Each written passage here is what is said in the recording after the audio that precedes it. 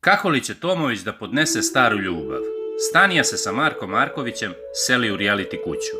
Stanija Dobrojević objavila je seksipilnu fotografiju sa Markom Markovićem i označila je sa trojkom, pa su odmah krenula šuškanja da se par vraća u Belu kuću zadruge, u kojoj se trenutno nalazi starletin bivši, Vladimir Tomović.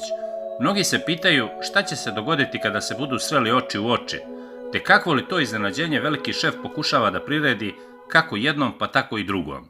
Sa druge strane, Stanija i Marko po prvi put su se poljubili u junu tekuće godine, a njen potpis fotografije vrlo verovatno pokazuje kako je par zajedno proslavio 3 meseca veze. Pošto se ni Stanija ni Marko nisu izjašnjavali po ovom pitanju, javnost nastavlja da spekuliše, a malo je onih koji vrelu crnku ne bi voljeli ponovo da prate pod budnim okom reality kamere.